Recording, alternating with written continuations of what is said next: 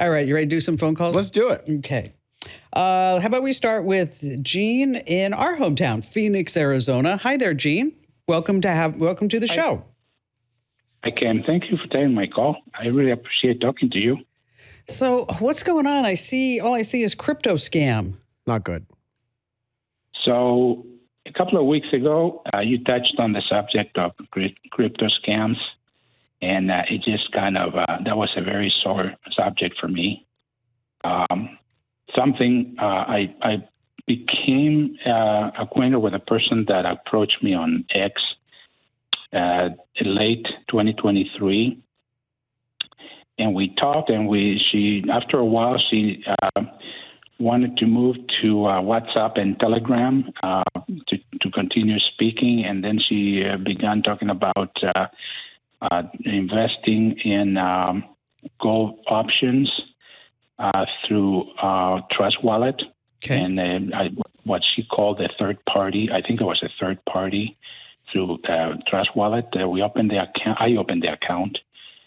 And I started with a little bit of money, and then, of course, we were making money because she claimed that there was a 95% chance of good trades all the time, and I made a little money, so I put a little more money, and then, of course, more money went into more money because we could trade even higher levels. And this went on for about a year. Okay. And several things happened along the way with the so-called customer service of the website.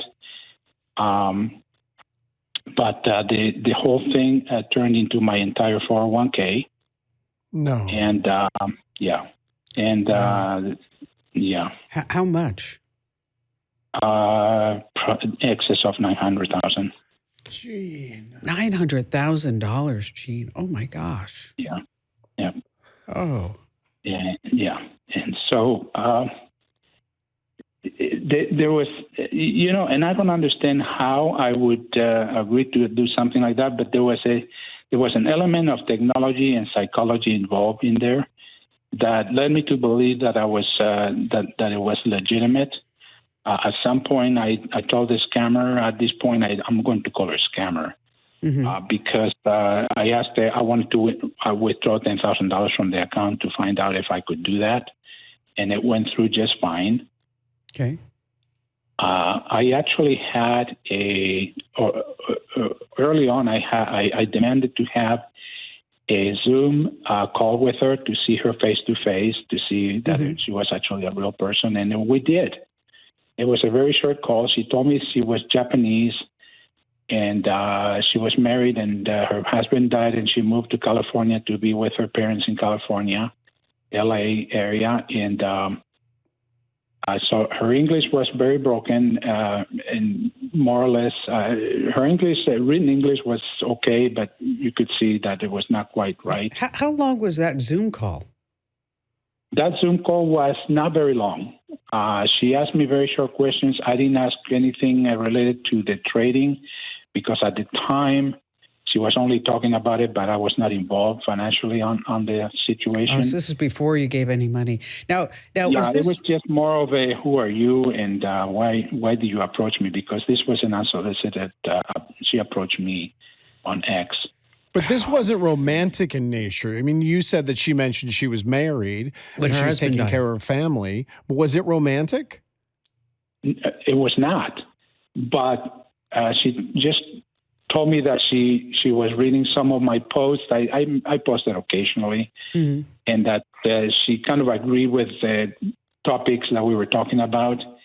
And the romantic part is kind of a strange thing because when we started trading, she mentioned, of course, the quote unquote, the uncle that worked a long time in New York Stock Exchange. And then he moved to California and had his own clients and a tool that did the predicting what she called a stable trade time. Right. And then she would tell me how much to trade, when to trade, whether to go short or long or whatever. So how much did this account jump up to?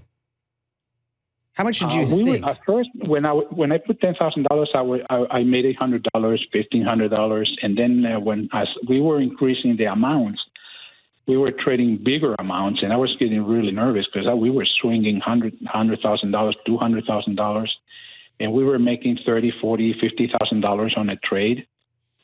And that didn't go very long. I made maybe $200,000 possibly.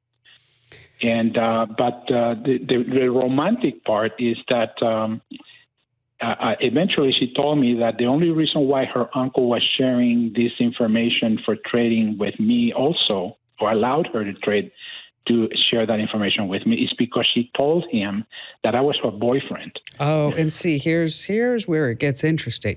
Now, we have to pay some bills. Okay. So we got to take a commercial break. I need to hear the rest of this. But I got to hear the rest of the story. And I normally don't like to hang callers over. You know that. But we have to hear the rest of Gene's story here on the Kim Komando Show.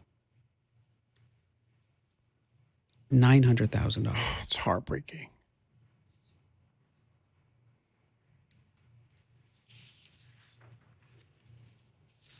No.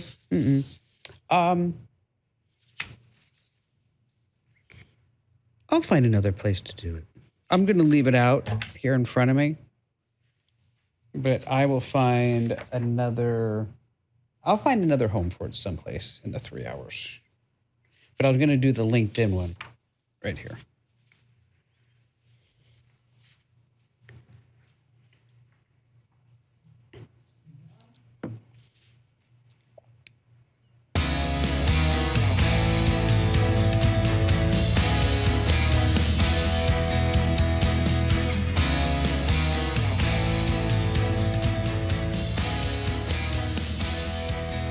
Hey, better hire, start with smarter insights. LinkedIn has the strongest hiring data and insights to help you identify the right candidates. You can find your next great hire on LinkedIn. Post your job for free at linkedin.com/Kim. Terms and conditions apply. Okay, so if you're just joining us, we are in the middle of a conversation with Gene in Phoenix, Arizona, who got caught up in a gold futures crypto scam with a woman supposedly from Japan, moved to California, had an uncle, and she's told the uncle you were her boyfriend, so that's why you got in on the inside. Right, Gene? Right. And then you lost up to, you said close to $900,000? Well, at first, she wanted me to reach the $500,000 level balance. And I was hesitant to put any more money in the account. I was $30,000 short. So she offered to put $30,000 from her own account into mine. And so we did. But not me knowing the rules of this website, of course, that triggered an alarm. And when I tried to withdraw any of the money after that transaction, customer service came back and said there's some strange activity going on in your account, and we think somebody has access to it, so we're going to freeze your account.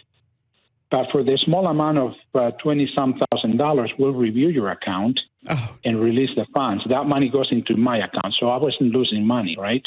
Right. And so they did. And we traded a little bit more, and then that's when I was getting close to $1 million, and in one of the trades, I made a mistake, and this gal was clearly upset because I made a mistake on the trade. I didn't follow it correctly. What'd you do? Did you misplace? Did you transpose a number? I don't know what. I don't remember. I have it all written down somewhere. I took a lot of. This was all done through the phone, and I took a lot of screenshots. I mean, I have hundreds of screenshots and conversations. You probably transposed a number, and then it went into the blockchain, and then she wasn't able to get the wrong amount, or whether I went short or went long. I can't remember, but it was clearly upsetting to her. And so that went, and the reason why this element of psychology is in some of the trades, I actually lost money. I lost $30,000, but then I made it up. And so I had no reason to believe that this wasn't real yet. Now, how did you figure out that it was all a scam? Well, when I tried to start taking money out after the error on my trade, they flagged me. The customer service flagged me as an insider trading. They told me I was insider trading. They showed me my trade. They showed me another trade that was similar at the same time, and they told me I was insider trading. And so they froze my account. And this time they wanted $160,000 to unfreeze the account. Ugh. And I said no. And but they came back, and this was the lady that I was talking to. She said that for $30,000 or $20-some thousand, they would unfreeze a portion of the account. But you know what? They just don't stop. They just don't stop. They also have every angle figured out. The fact that she said, because this, correct me if I'm wrong, this trading website you were dealing with, it's all a facade. It is. It's all fake. None of it's real. I mean, it looks real. Yeah. It looks real. It looks very real. Okay, and the customer service reps are scammers. The trades were 20, 30 seconds, 1 minute long. You would get in and you would get out, and then they would tell you how much money you would make. You were looking at presumably live. So I froze $170,000, and I said, okay, I took every blockage that this customer service is putting in front of me, and so we proceeded. This gal proceeded to help me process the withdrawal to my I think it was Kraken or Crypto. I had both accounts. If we would transfer from Trust Wallet to Kraken or Crypto. And lo and behold, customer service came back and said that they had a high traffic of crypto withdrawals, and that my transaction, my withdrawal request was going to take between 5 and 10 months to process. Oh my gosh! And that's when I realized that this was not going to work. This was not going to happen. Now, Gene, was this your life savings? Yeah. And it gets better. Right after I was accused of insider trading, I had a call from an FBI agent in Phoenix. One night, and I thought I was going to jail. I thought I'm going to jail. What did the FBI agent say to you? Well, it was not about the trade. It was about the scam. The bank, I was sending the money to the account through a wire transfer through my bank, and the bank called the FBI and said, this looks fishy. After $900,000. Yes. Yeah. And I'm not trying to take any of the onus and put it all on the bank, but geez, after $900,000, that's when they noticed that something's fishy? Uh-oh, something's wrong. Yeah. Looking back, I'm going to be kicking myself the rest of my life. But she called me. It was a female agent from Phoenix, and she told me that the bank contacted her, that this didn't look good, and that and I share with her all my Trust Wallet information, my accounts, my passwords to get into the account, and all my wire transfer information. And about a week and a half later or so, they came back and they said that they traced these transactions to an overseas bank, and that in some instances, these banks, in an attempt to be legitimate, they will work with the FBI. This particular bank did not. And that most likely they had access and control over the account, and I was not going to see that money. And that was, and so a little bit of time went by. End of 2024, I pinged customer service a couple of times, and they were getting upset with me for asking where what they were doing with my transfer, with my money. There's no transfer. No, you're not. It's Gene. I'm sorry. Yeah. I don't mean to be mean, and I don't mean to be harsh on you, but right, I understand. It's and this was all a scam already. Yeah, I mean it was just the scams are the scams are devastating. They're emotionally draining, right? I'm dumbfounded. They have every angle covered. They know every single point. Like this is the first we've heard this one where he had to get to the $500,000 level. Yes. And he couldn't get there. He was $470,000 in. They're like, okay, we'll get you covered, which is just editing a web page. I mean, that's all they're doing. It's just code. Right. It's just a simulation, folks. Correct. Okay. But once they did that, that triggered the account being flagged, which then gave them a reason to freeze the account and gave more legitimacy to the scam. Yeah, and that's all bogus too. We're going to freeze the account. Yeah, the money's already been spent. This is done. Okay, this is atrocious. This poor man spent his whole life saving $900,000, and it's taken within a year to some foreign bank. And it's gone forever. And thank God for the FBI agent. Really. I mean, or for the bank finally. Mm-hmm. But the FBI agent, him hearing probably this is the FBI, may have been that slap across the face that he needs. If you're listening right now, and this is the first you've heard of this, if anyone on social media ever wants you to move the conversation to WhatsApp or Telegram, just say no. Because that is the beginning of them sucking you in. That is, Andrew, you're absolutely right. I mean, at the moment that happens. Just remember those things. Telegram and WhatsApp, because that's where they do all the work. Or Signal, or any of the other ones. All the ones where they're encrypted and they're protected and they feel like their scam is safe. Don't move off TikTok. Don't move off Twitter. Don't move off Facebook. Because when you do, the scam begins. And find a hobby. Okay? I mean, seriously. And I know I don't mean to be flippant, but if somebody contacts you on social media to just say hello and you do not know them, do not accept the friend request. Do not accept the message. Do not respond. And it also may happen in your email. It may happen in your texts. Anything else we're missing other than just slapping people across the face? No. And I just don't understand how there's not enough education out there. And this continues to happen day in. This is a $1 billion industry. Scamming people out of their money is a $1 billion industry. And there's just not enough education out there. It's so sad. It's heartbreaking. It's so sad. And every single time we have to hear these numbers, 50,000, 150,000. And now today, $900,000. That is his retirement. That is the rest of his life. And it's gone. And he's never going to get back. Never going to get it back. I mean, think about that. He thought he had money for retirement. Of course. He'd take a few trips. He did everything right. He took, thought he'd take care of the kids, leave a little something for the grandkids. When he goes, had this woman, had a video call, but just for a little bit, right?